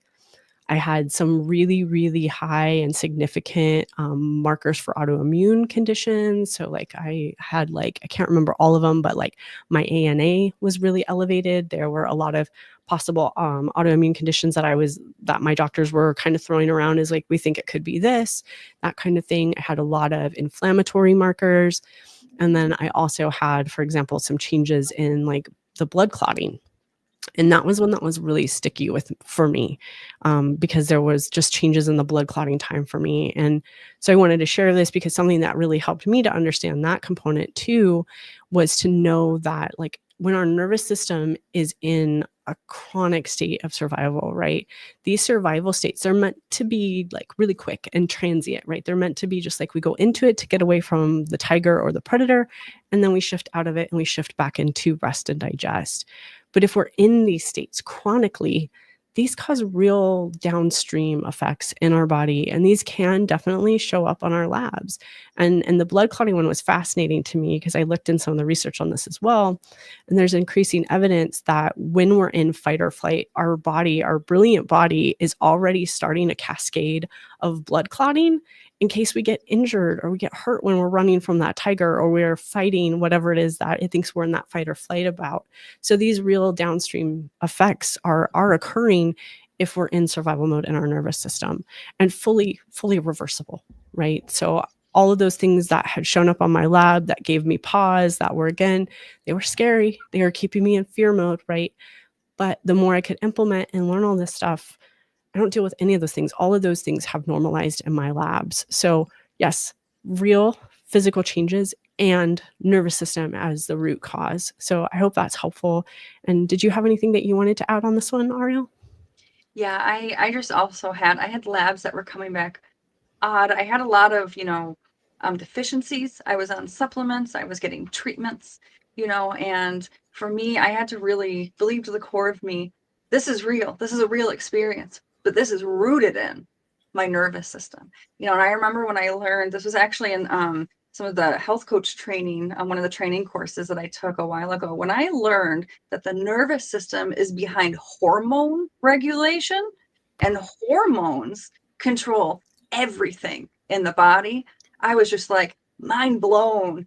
At the time that I learned that, I didn't connect the dots on my nervous system condition, but I remember hearing something, it was either something Miguel or Junior said about things. I think it's like all paths lead to Rome, that kind of concept of, okay, you might have this issue, you might have that, but let's look at the common denominator. Let's look at the core issue of these. And for me, it took, I'll be honest, it took me a little bit of time to get on that page, but I did. And it brings up another point that we don't need to have perfect belief, perfect hope to start recovering, right? Or to believe recovery is possible. I didn't. I had a lot of kind of conceptions in my head that I think it's possible. That's cool for you, maybe not me. I had to actually give myself some time to provide some evidence, and that was okay. That was totally fine. So it was okay for me to kind of have a balance of saying, there are still some things that I'm not sure about, but I'm going to give this a try, and I can still give it my all. I did end up developing that core, full belief, and that, for me personally, that full belief was necessary to recover, but it was not necessary for me to get started or even to make a significant amount of progress. So that's also something I wanted to mention is I came in and I wanted to figure everything out. And that's just the way that my brain was wired, and I figured out it was the nervous system. It just took me a little bit of time of seeing the results, so that's just something I wanted to mention too. Yeah. And I'm glad you highlighted that too, right? Like that thought, like, do I need perfect belief? Do I need 100% belief? Because that can be like a little bit of a limiter there, right? And it was helpful for me to say, like, okay, I just need enough belief to start. Let me just kind of test the waters. And so I think that's so important because I had been kind of dabbling in some other like, healing or mind body spaces. And I had heard people saying, like, if you don't believe in this 100%, it's not going to work. And I thought, well, I'm a pretty cynical, like analytical person. Like I'm not going to have that. So how can I even start to have this experience with this? And something that was really helpful for me was talking in the program about how belief is built over time, right? We don't expect you guys to come into this because we didn't have 100% belief out the gate. It took time. It took like starting with just enough belief to kind of test the waters and see. But then it was in taking action and implementing the things that I was learning and then seeing those real like changes for myself, right? Because I could listen to recovery interviews all day long, but until I started to feel things shift for myself, then that was like an aha moment. That was one of those mind shifts we talk about. I was like, oh, Yeah. there might be something to this, right? And then so that's how we can build that belief because it's really in that taking action, right? We could join calls like this, which is wonderful. We can watch those recovery interviews and even work through the content in CFS recovery in one of the programs, right? But it's actually in taking action and implementing these things ourselves that then we build that belief more and more. And so that took time for me. Again, very analytical. Many of us we've gone through the gamut, right? We've seen so many clinicians and practitioners, well-intentioned, often wonderful doctors and clinicians out there, but that don't have all the information or all the pieces either. So we've had a lot of false hope. And so I was very guarded around that. And that's what part of why hope was so important for me and that idea of real hope, because I was so guarded around even that potential, right? So it was just little by little baby steps and not expecting myself to have this perfect 100% belief, but letting my belief happen in that gradual gray area kind of way. So that was a great question. That was really helpful. Yeah, definitely a good question. My mouse is working again. Yay. All right. I don't know what happened, but here we are. I'll go ahead and I really like this question from Jana. It says, I have heat intolerance, and ever since it got warm, my symptoms have been noticeably more intense and constant. Should I cut back on activities when it's hot to give my body more breathing space? And I just have to say, this is something that's very relatable for me. I had heat intolerance, and the theme today, I was a tracker. You wanted to know the weather at any point in the last week or the next week or two, possibly, I got you. That's what I used to say to people, because I always had an eye on it. I was always hyper vigilant. What's the temperature going to be? What am I going to wear? What do I have to do? Is it indoors? Is it outdoors? Is there air conditioning? How many people are going to fill the space? What is it going to feel like? And this actually comes back to manageability, right? That's what comes to my mind is manageability and taking breaks. So for the manageability is not necessarily pre-planning. I think it's going to be warmer, it's hot, so I'm going to go ahead and plan to only do a certain amount. For me in that circumstance, it really helped to say, you know what, I'm going to do this to the extent it's manageable. I'm not going to pressure myself and say, I'm going to do this for X amount of time and have to follow through. But I'm also not going to say, it's hot out, I'm scared I'm going to have symptoms, I'm not doing it. For me, it would be nudging forward and saying, you know what, maybe I'll go outside and do this for like 20 minutes. Sometimes it would come to 20 minutes and I'd feel just fine. And I'd say, you know what, I'll do it for another 5 to 10, see how I feel. Sometimes I'd say, I'm going to go out for 20 minutes and do this. And at 7 minutes, it would start to get overwhelming a little bit. And I'd have to say, you know what, I give myself permission to pull back. This is temporary, not going to be like this forever. And something that really helped me in specific with heat intolerance was when I did activities, whether it was indoors or outdoors when it was hot out, because for me, it didn't matter if I was outdoors, it was it being hot out that affected me. I would be sure to take breaks, right? I really learned that my personal nervous system I think, was really looking for, I'm not going to overdo it. I'm not going to push you past the mark over and over and over again. So it really helped me when I felt this way to give myself that, to say, I'm going to take frequent breaks. So every 20 or 30 minutes, maybe I take a 1 to 2 minute break, and it doesn't have to be, I'm going to go rest now. It can be, all right, I'm just going to sit here and do something I enjoy for a minute or two. All right, getting back to what I was doing. Those are the things that kind of help me, but I wouldn't necessarily think, well, it's warm and I have issues with heat, so I'm going to cut back. What I would say is it's warm. This is an opportunity to try to kind of rewire my nervous system to grow from this. And I'm going to do some activities. If it gets unmanageable, or if it nears that point of unmanageability, I'm going to allow myself to pull back. And that's totally fine. Just give myself full permission. That's how I handled this. Well, thank you for bringing up the tracking again. One of our themes for this call. Yeah. I'm so sneaky, right? Like I was like, I thought I really was doing well with my tracking, but that weather app, that was low key, like an under the radar thing where I was like, oh, yeah. And I would anticipate and really like base how I was going to feel off of that weather app, and it wasn't always even accurate, but if there was something going on with the weather, that was something that I would be like, okay, barometric pressure, and that stuff's real. When we have a hypersensitive nervous system, we can feel sensitive to these changes. I want to just be clear on that as well. 100%.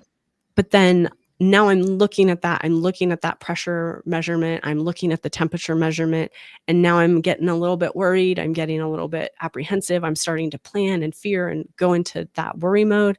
And so I recognize that.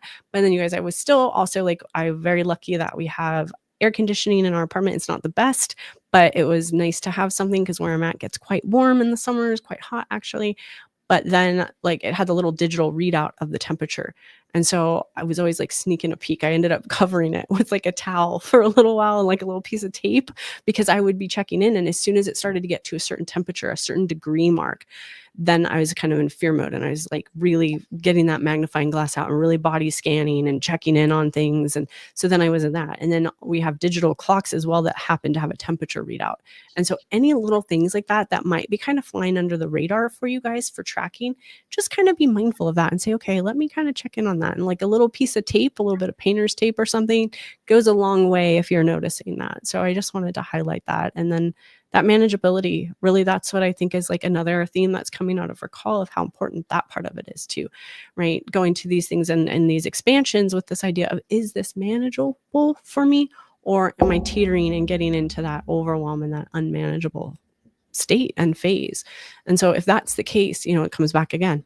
Support, right? How can we support ourselves so we're navigating that higher temperatures if things are getting ramped up for us, coming in. I did some of my expansions because we get, I don't know what it is, I think it's close to 40s degrees Celsius, but we get in the 110 degree Fahrenheit here during the summer. And it's probably gets warm for you too, Ariel, right? What's your weather like? Yeah, we get high highs and low lows, which I was very sensitive to. So, and I know Fahrenheit, so I'll say we get up to currently I'm experiencing in Michigan in the United States, I'm experiencing a heat wave. Right now it is anywhere from 95 to 110, right? So for me, that's very, very hot, That's hot. Yeah, that's very hot. And do you guys get the humidity too?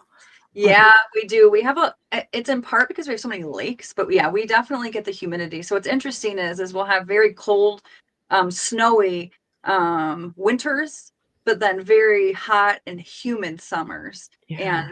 And that's kind of how I justified my weather tracking. I was like, I gotta be on top of this, And yeah, I love what you brought up about, it's so not about being like, oh, this isn't real. No, it's absolutely real. Your hypersensitive nervous system is shifting to things around you.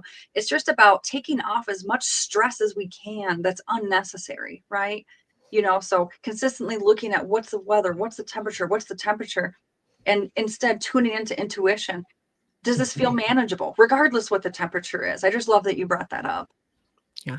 Well, thank you. And thank you for sharing about your weather too, because I like the summers were tough. I just remember that too. And so it's taking care of ourselves too. If you can, if it is getting unmanageable, can we expand maybe earlier in the day, or if mornings are still really challenging, how about later in the evening, towards sunset, or when things are cooling off, if we still want to get a little bit of time outside, or keeping things cool, having some fans going, or if you're lucky enough to have air conditioning, using that, or little cold wet towels and things too, to just support ourselves too as we're going through this and navigating these challenges. All right, let's see. Have anything else? What do we got? We kind of scroll down. Well, we got someone else that says they only sweat under one armpit too. So this is a very common one too. That's so interesting. I never even thought to think about if other people had that experience, but it makes total sense. I know that I used to get a lot of sensations on the left side of my body. I had these very, very somatic feeling, but these very, very tingly feelings that would go through the left side of my face. I only sweat my left armpit. I had these kind of goosebump sensations only on my left leg. I can't tell you how many times I was screened for other, neurological conditions because of that. And doctors would just go, what in the world is happening? Yeah. Yeah. The goosebumps were wild. I remember that was like one of, again, it's like just reflecting back now, I like think about like just those experiences. But I remember when I was expanding with walking, that was actually like a scary symptom to me, because I'd get these like patches and waves of goosebumps over my body, and sometimes one-sided. And I was like, what is going on? This is intense. Just the nervous system, you guys. Our nervous system can do some wild stuff. All right. Let's see. I'm kind of scrolling down. Let's go ahead and do this one from Mike, because I dealt with a lot of this too. So Mike's asking, can blood sugar cravings be regulated away? For example, if you're craving burgers and pizza. I think this is a great question, and maybe I just wanted to talk about burgers and pizza a little bit, but I definitely dealt with this. And the blood sugar like sensitivity, I guess is what I'll call it, is very, very common as we're going through recovery. I went from being a person that could do a lot of intermittent fasting and, in my life before, and be pretty okay with it. And then in recovery, I attempted that again. Before I found CFS recovery, I tried a lot of different fasting protocols, and I was just super sensitive to any fluctuation in my blood sugar. And that came with me for a little while in recovery. And so it was helpful for me, again, to put these cravings or these fluctuations in my blood sugar and all of that just, again, under that umbrella of it's just the nervous system. I don't have to do anything to fix this. I don't have to do anything to get rid of this. But just knowing, okay, that's something that's going to come with time. And so, yes, this can go away. Absolutely. What I found for a period of time was helpful for supporting my body was to have some more frequent balanced snacks. So you'll hear balance come up a lot on these calls. I found that to be true too in my snacks, not to go just fully to something that was really sugary or to the other extreme if I could, finding something that was balanced. And then I went through a phase in recovery where I had a lot of kind of pretty intense cravings. I would have dinner, like a reasonable, healthy dinner, like pretty balanced.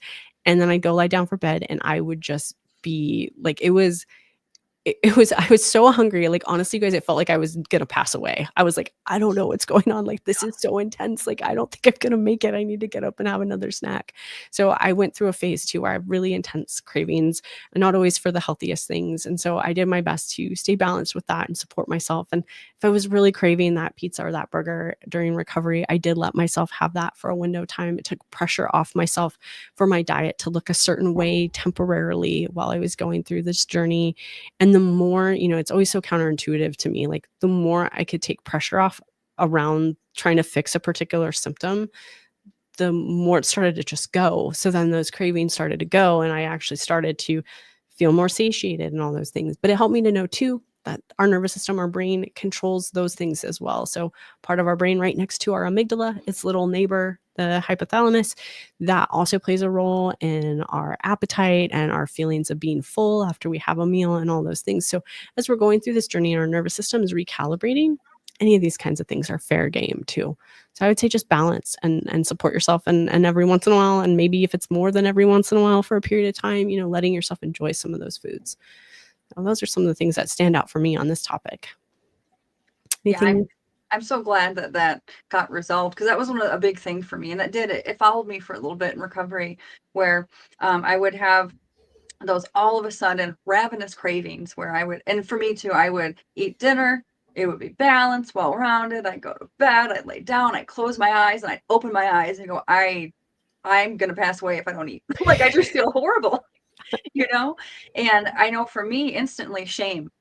Oh, why am I like this? I shouldn't do this. And I love that you mentioned, you know, for that window of time, for that period of time, again, stress levels, taking off the stress of that shame that comes in, because at the end of the day, it's a difficult situation, right? You're having sugar cravings, you're having, you know, these cravings for food. And if you end up doing it and going to the kitchen, having something that, you know, is really like healthy, but then, you know, I know that would happen to me is I'd eat something healthy, but then I would end up eating something not healthy because I'd be like, gosh, now I just ate like double, and it would turn into this cycle. I had a period of time in my recovery where I had to say, I'm going to allow some of this because I don't want to burden myself with a ton of stress, you know, and over time in my recovery that passed, and the cravings got more regulated, and then it got easier and easier to kind of work with that. And I didn't, you know, necessarily need that window of time where I allowed myself to do that. I was able to say, you know, now I'm going to regulate this because my nervous system can take it at this point.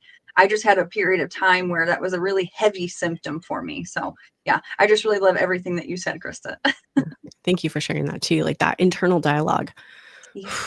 that internal critic, that came on strong for me around this one. So I'm so glad you shared that and highlighted that. So if you guys are experiencing this, that was something that was like another mind shift, like game changer for me, is realizing how was I speaking to myself around so many things in recovery and in life. And like it was kind of a mind shift moment when I thought about that concept of like safety or danger.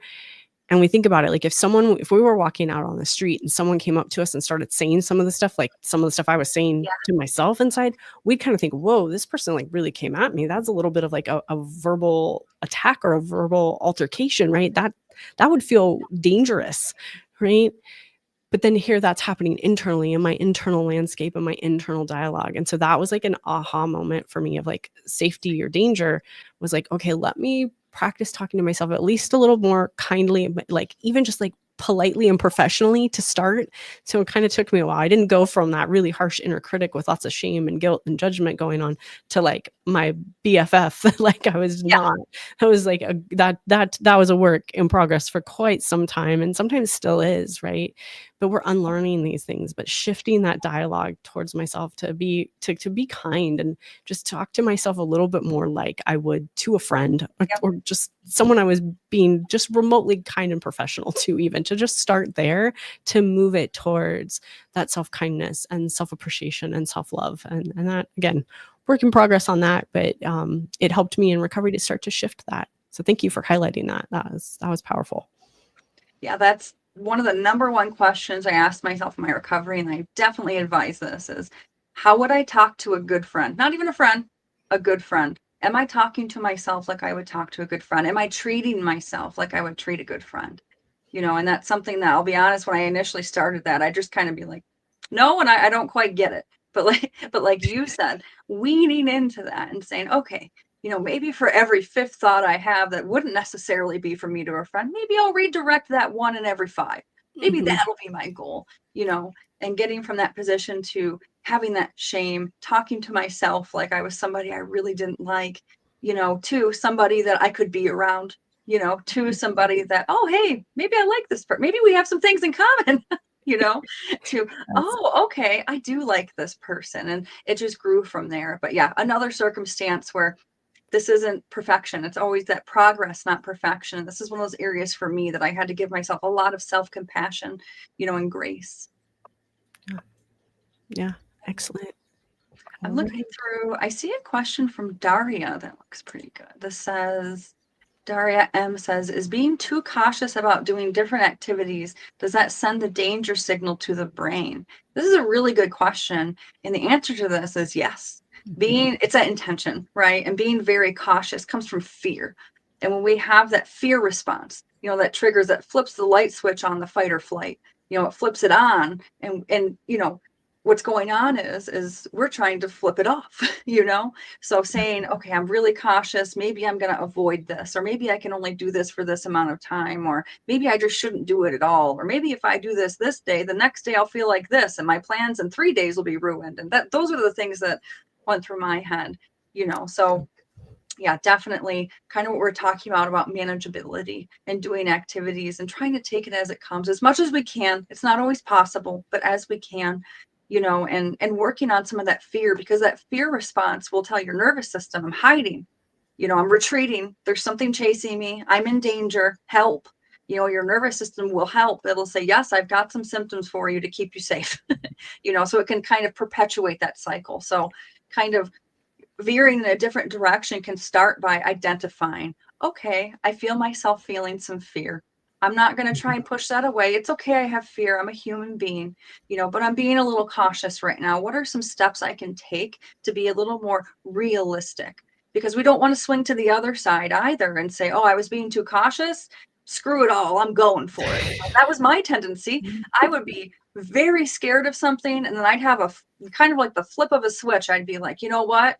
Mind over matter. I got this. And then, unsurprisingly, it wouldn't go the best for me. Right. And then I would say, I knew it, and it would turn into this kind of self-fulfilling thing. So we want to find a balance and say, I'm not going to be overly cautious. I'm not going to be super naive, but let's be realistic here, logical.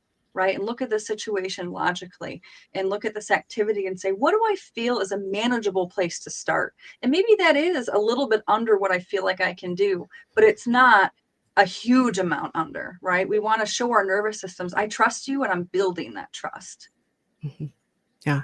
And just to kind of build on what you said there too, Ariel, that like, what can I do that's manageable, right? How can I chunk this up to something that, okay, that's my next logical step, and going gently with ourselves. Because I just am just so relatable. I was that pendulum swing of just being very scared, being, at times unable to go walk, and then just being like going to the other extreme and like, maybe this just is, I would invalidate my experience, just kind of go for it and say, maybe I do need to just do mind over matter and push through this, right? And then I would put my nervous system into that tailspin, into that pendulum swing, and I get very black and white, all or nothing type of behavior.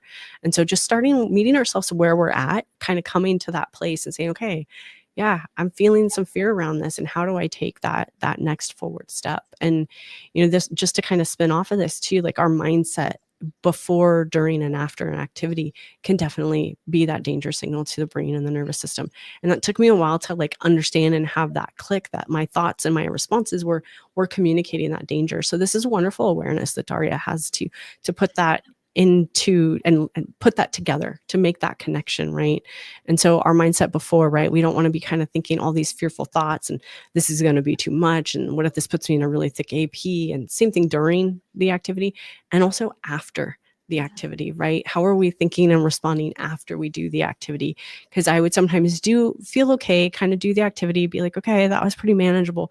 But then afterwards, I'd start second guessing myself and then going into fear and rumination and thinking like, oh my gosh, did I push too much?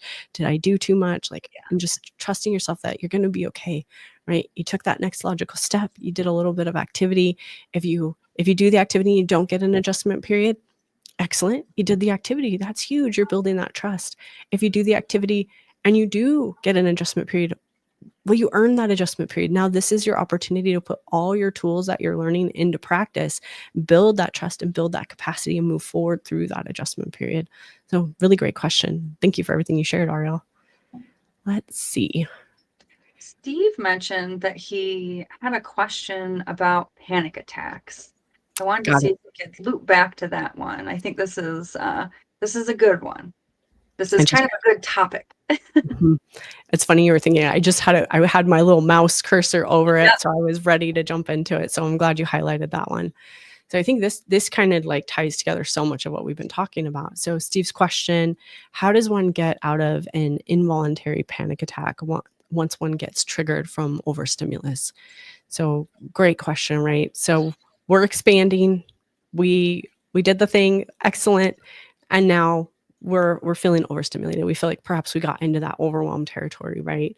And so just recognizing that something like this sensation of a panic attack and that adrenaline and all those things that can come with it, that is, again, it's just our nervous system. We expanded, we found that boundary. Now we're going to pull back and do our best to stay as calm as we can in this, right? And just saying, okay, this is temporary. Again, those 3 words. This is temporary. I'm going to be okay. This is just my nervous system. This is just like a data point, right? This isn't a failure. I didn't do anything wrong. I'm just getting some feedback from my nervous system. And so let me pull back a little bit. And in this case, I used a lot of the sensory grounding type of techniques that Ariel had mentioned earlier as well. So I'd notice I'd get into that panicked state. My thoughts would start racing. I was having all of these other sensations. It would help me to sometimes just start with a breath, shifting my vision, just maybe looking outside, kind of scanning slowly the horizon. I also had a little toolkit. Ariel mentioned you had like a little bucket that you had, like I had a little pouch, like a little zipper bag that had some grounding techniques in there for me. I had a strong smelling essential oil that I would use. So it was like a peppermint eucalyptus, and I would have that handy. I also would use strong taste when I was able to tolerate and not have sensitivity to some things. So I started with some ginger candies. I had like some sour candies in there as well, and some strong mints. So I had like a little toolkit that was helpful for me to kind of bring myself back into the present moment and just take things one step at a time. So those were some things that were really, really helpful for me when I would experience this. And then just doing my best to swat as many of the thoughts that came up. Because when I would experience things like this, my brain's like MO was to go into that fear mode and go into the what if. What if you did too much? What if this is more of an adjustment period? What if this is that capital C crash word? What if, right? And so those thoughts were coming up really quickly. So I just did my best to kind of acknowledge, okay, I'm in that fear mode right now. Let me do my best to just not engage. Let me just swat what I can and redirect my attention and support myself the best that I can. And know, again, this is temporary. I'll come through this. So anything you want to kind of add or share on this one, Ariel? Yeah, I think this is, again, a really good question. This is definitely an experience I've had in my recovery, and of course it takes a little bit of trial and error. I know that there were certain points where I kind of accepted, okay, I have some panic. It was worth it. And there were some times where I went, okay, I have some panic. Oh no. And in those moments, I had this urge to say, how do I get rid of this? How do I fix this? How do I modify this? How do I control this? Go away. And the first thing for me was really tuning in, with myself and saying, you know what, I'm not going to try and fix this. I'm not going to try and rid this. I'm just going to try and support myself through this, knowing that this will pass. I did a lot of grounding techniques, like you mentioned, Crista. I would run my hands or my wrists under cool water. I had some strong smelling scents. I also had, when I was able to, after kind of rewiring through some food sensitivities, my go-to were the ginger candies and pickles. Pickles got me. They always got me.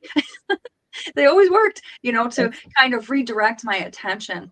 But sometimes in that position too, I would try my very best to get curious and say, I wonder what type of soothing technique might help me in this moment. And for me, it was either a soothing technique or some type of very mild, very slow movement, and sometimes it would be putting on a very gentle, or maybe even, a light song, but putting it on low volume and kind of moving my body a little bit. Sometimes I would even hum, that's something that, side note, can stimulate the vagus nerve. I learned about that. And with that intention of soothing my nervous system, I would hum or do techniques like that. So yeah, those are things that I kept in mind, but that intention was very important for me. When I would get into that panic mode, I would really have to remind myself. And I even had a note card. So for me, when I would get into these kind of involuntary panic attacks, they would happen kind of instantly. It wouldn't be a buildup for me most of the time. It would just be, now I'm here. So what I did is outside of the involuntary panic attack, I wrote on a note card, run your hands under some cool water, smell some essential oils. I wrote down some of the things that helped me in those moments, because, I could tell you clear as day outside of those moments, this is what I should do when I'm in that moment. But that moment would hit and I'd go, oh crap, I don't know what to do. What am I doing? So sometimes setting myself up for success there and having that on hand in that kind of AP care kit of, okay, now I remember this is something I can do to take care of myself. But it would also remind me it's temporary, because as I was writing it, I'd be thinking, okay, this is going to pass. And obviously if I'm writing myself a note, that's acknowledging that this is only for now. It's not forever. Yeah. And so I really want to highlight something that you said on there, because I remember this too. Like these involuntary type panic attacks or these moments of overwhelm, I sort of had this hope that sometimes it would be like more gradual right? Like, okay, I'm starting to get there. I'm starting to get there. And that was often not the case at all. Like, not at all. So if you guys are experiencing this and you're like, oh, the coaches are talking about manageability to overwhelm and unmanageable, and you think it's like that, you know, I'm doing things right, so I'm getting this slow, steady, not necessarily, right? Sometimes we just go over that stress threshold and our nervous system goes into that level of overwhelm and that unmanageability. And so we just do our best to keep it as simple as we can too, right? Respond as well as we can. I remember very clearly I was out at these botanical gardens. It was like one of my first like bigger expansions in that phase of recovery for myself. And it was beautiful, right? We were outside, there was lights and stuff because it was around the holidays, but it was also a lot of people and little kids and like lots of stimulus like going on. And I was doing quite well. Things were uncomfortable. They were uncomfortable. They were manageable, right? And I was just like so excited to be out there. And all of a sudden we came around one corner and there wasn't anything specific. Just all of a sudden I went over that stress threshold, stretched my nervous system to that new level. And I had exactly this experience. I had this panic attack, had this onset of really intense symptoms. And, you know, my brain wanted to go wild. Like, I'm out, I'm not close to my home. I'm not even close to the car. Like, what do I do? So I just found like a little bit more quiet place, little bench, luckily, to go sit and have some sips of water that I'd had. I had my little care kit, my adjustment period care kit with me, and just doing my best to respond as well as I could. And actually, I was able to get things to lower down and become manageable again. You know, I was a little bit like a little shaken at first, right? But then I was able to actually go and pretty much enjoy, you know, gently the rest of the evening. And we wrapped it up a little bit earlier, but, you know, just knowing that we'll be okay, right? These things they're of course, they can be very overwhelming, very uncomfortable. That's real, but they're temporary. Again, those words, this is temporary. And just that idea, that knowledge of like, okay, I'm going to be okay. It's just my nervous system. I'm going to move through this. I've got some supports in place to take care of myself, and this is not going to be forever. So I hope that helps, Steve. I wanted to make sure we got to that one too. Yeah, definitely. And thank goodness for public restrooms.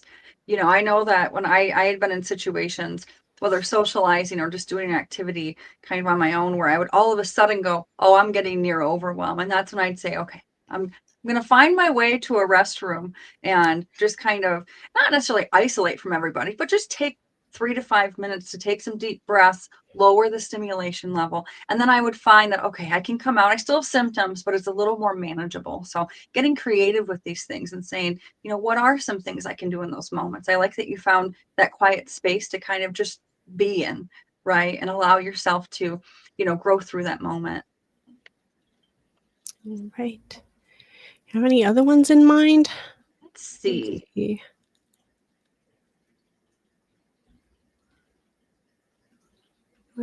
We have, this isn't a question, this is a statement. This ESCO Live says 3 years. Oh, hi, Junior.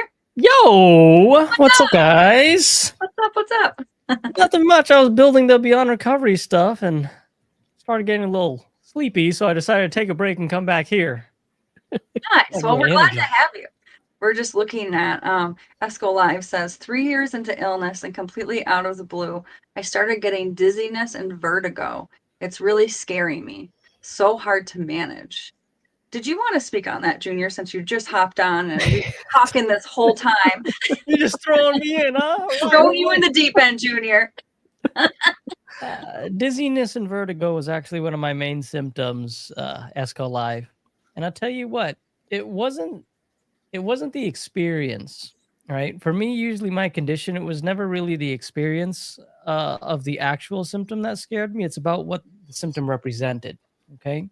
When we talk about dizziness, what does that make you feel like? It feels like you're off balance. When you feel vertigo, what does it feel like? It feels like you're starting to lose a sense of control, okay? So you really got to ask yourself, ESCO Live, right? What is the reason that you're having difficulty responding well to the dizziness and the vertigo? Because it's bigger than the dizziness and the vertigo, man. It's about that sense of loss of control. It's about that sense of not having stability. It's about that sense of lacking that balance, right? So keep in mind that that's probably the thing that's really difficult to respond well to. It doesn't just present itself in the form of a symptom. Sure, you feel the symptom because your nervous system is attempting to communicate it in that way to you. I challenge you to look at other areas of your life, right? Other areas where you feel out of control, unstable, out of balance, like you don't have a sense of having your bearings straight.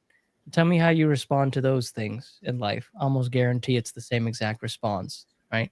Your nervous system's trying to communicate that to you, right? It wants you to learn. So don't try to make it go away. Try to work on fixing the thing that it's trying to present. That's really important. So, and I tell this to everybody with the dizziness and the vertigo, right? It's a lot of fear. Most of the time, it's a lot of fear of loss of control. That's what I see. Okay. Thank you, Junior. Sure. Let's see what we have here. My mouse is doing the thing again, Crista. I might have to ask you to take over. Okay. And then this is 2 hours we're going for? So why don't we do one more? Yeah, I think we have one more. So I think we should be good on that. Let's do it. Let's do one more. This is kind of just something to kind of help us wrap up the call. It's not quite a question, but I just did want to highlight this from Melanie here. She's saying that the tools that I'm using consistently are responding well, swatting the thoughts, doing what I feel I can do, and prioritizing the things that I enjoy, and working to keep things simple. And I just wanted to highlight that too, because I was an overthinker. Like, to kind of touch on what Junior said, like brain fog was one of my main symptoms. I was an overthinker. I had a high value on intelligence, and with that came a tendency to complicate things and complicate recovery, right? And I would get off track. I would go on some side quest sometimes and thinking that I didn't have all the tools that I needed. But the more I could come back to what I was learning with CFS recovery and keep things more simple, that simplicity was such a message of safety for my nervous system, and not going into that previous tendency and pattern that I had to overthink and overanalyze. And so looking at these things and where they are in our lives and where those might show up, that was, something that kind of stood out for me. And what Junior just shared is that overthinking. And so for me to balance that was keeping things simple in recovery. And so when in doubt, you guys, keep it simple. That will serve you over and over again too. I just wanted to kind of highlight that as we're wrapping it up. Yeah, rocking it, Melanie. These are great points. And again, keeping it simple always helps. I had that tendency to overcomplicate, analyze, try to get very logical with things. And it's interesting is that it is quite simple. It's not always easy. Sometimes it takes a bit of effort. Sometimes it takes a little bit of trial and error, but it is simple, and we can follow, these kind of guidelines and end up recovering and having that life that, we've always wanted and more. Yeah. I found that so fascinating too. For all of us on the coaching team, we all have different approaches, which work for so many different people, right? It's the team is so well rounded because Crista, Ariel, you guys had a tendency to overthink, so you kind of counterbalance that, and it shows in your coaching by you guys having a high value on keeping it simple, really bringing it back to the basics. For me, during my recovery, I had a tendency to underthink and really not think enough during my recovery, as well as maybe understanding things as a little bit more than I should have, instead of just freely throwing caution to the wind, instead of sitting down to think about stuff. So I go a little bit more in depth, and I like to talk about topics in terms of my coaching, which is projected in how I approach things, and on our group calls too. And it works for both, because there's all kinds of people in the program. There's people who overthink and overcomplicate, and then there's people like me who don't think about it enough as well. And that's why I think this team is so well rounded, because we have a little bit of both, right? We got both flavors in here, which is, I think that's freaking awesome. I really do. So yeah, I think the diversity is a strength.